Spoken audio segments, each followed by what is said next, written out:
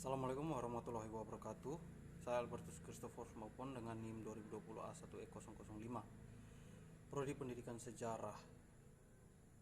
Di sini saya akan membacakan hasil UTS mata kuliah Statistik Pendidikan. Yang ke-1, perbedaan antara statistik deskriptif dan statistik inferensial. Statistik deskriptif merupakan statistik yang mempelajari cara penyusunan dan penyajian data yang disimpulkan. Penyusunan bermaksud untuk memberikan gambaran data dan mempermudah pengenalan data. Penyajian bermaksud untuk memberikan gambaran mengenai data berupa grafik, gambar, atau tabel. Contohnya adalah tabel, diagram, dan besaran-besaran lain di majalah dan koran. Sedangkan statistik induktif atau inferensial merupakan statistik yang mempelajari cara penarikan kesimpulan dari sampel mengenai populasi. Penarikan kesimpulan tersebut sering disebut dengan generalisasi. Contohnya, catatan kelulusan selama 5 tahun terakhir pada sebuah sekolah menengah atas menunjukkan bahwa 72% di antara siswa SMA tersebut lulus dengan nilai yang memuaskan. Nilai numerik 72% adalah bentuk suatu statistik deskriptif. Jika berdasarkan ini kemudian seseorang siswa menyimpulkan bahwa peluang dirinya akan lulus dengan nilai yang memuaskan adalah lebih dari 70%. Jadi siswa tersebut tidak melakukan inferensial statistika yang tentu saja memiliki sifat yang tidak pasti. Nomor 2, skala sikap. Skala sikap ada beberapa bagian, yaitu yang pertama, skala Likert. Skala yang mengukur sikap, pendapat, dan persepsi seseorang atau kelompok tentang kejadian atau gejala sosial. Yang kedua, skala Goodman. Skala Goodman adalah skala yang digunakan untuk jawaban yang bersifat jelas atau tegas dan konsisten. Yang ketiga, skala diferensial sematik. Skala diferensial sematik adalah skala perbedaan sematik berisikan serangkaian karakteristik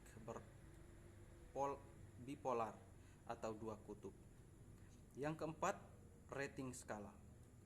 Rating skala adalah data mentah yang didapatkan berupa angka kemudian ditafsirkan dalam pengertian kualitatif. Yang kelima adalah skala Thurston.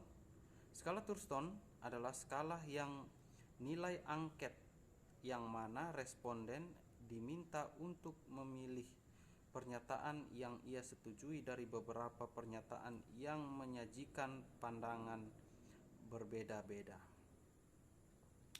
Nomor 3, ada pengertian data primer dan data sekunder. Data primer adalah sumber data penelitian yang diperoleh secara langsung dari sumber aslinya yang berupa wawancara, jejak pendapat dari individu atau kelompok orang maupun hasil observasi dari suatu objek, kejadian atau hasil pengujian. Dengan kata lain, penelitian membutuhkan pengumpulan data dengan cara menjawab pertanyaan riset atau metode survei atau penelitian benda atau metode observasi.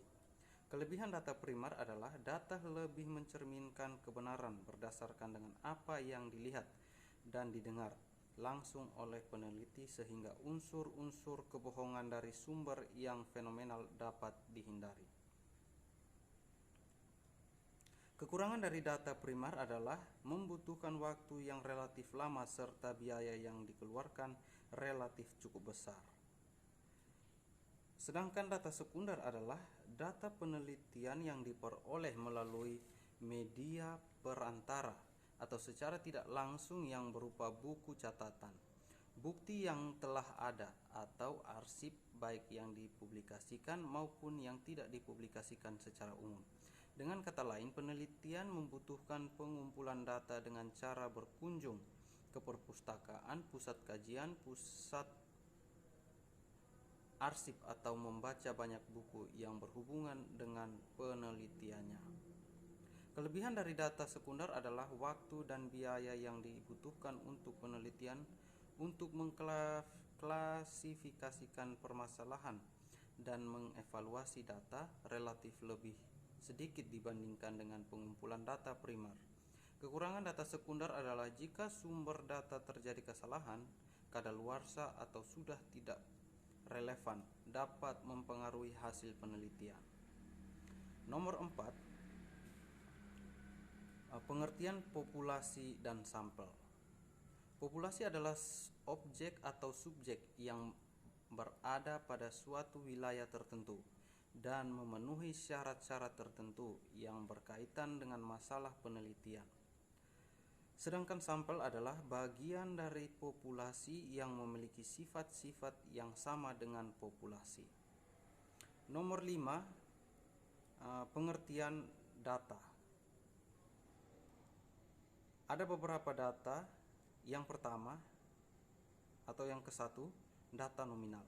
Data nominal adalah salah satu jenis data statistik kualitatif yang membantu memberi label pada variabel tanpa memberikan nilai numerik.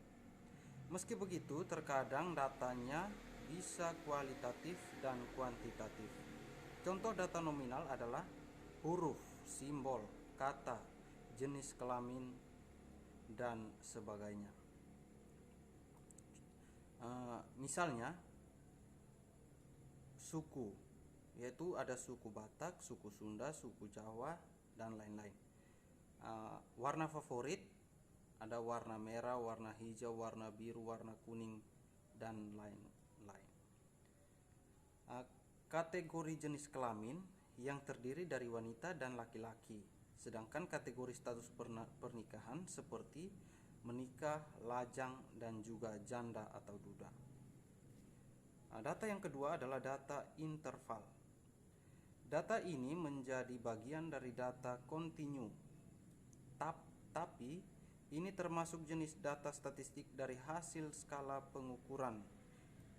Nilai interval mewakili unit terurut yang memiliki perbedaan yang sama. Oleh karena itu, datanya memiliki variabel yang berisi nilai numerik, di mana Anda mengetahui perbedaan yang tepat antara nilai-nilai tersebut. Contohnya adalah fitur yang berisi suhu tempat tertentu. Data yang ketiga adalah data sekunder. Data sekunder adalah data yang diperoleh dari sumber lain yang telah ada sehingga penulis tidak mengumpulkan data langsung dari objek yang diteliti. Contoh data sekunder seperti data sensus penduduk, data penyakit, dan data yang dikeluarkan dari pemerintah. Data yang keempat adalah data primer.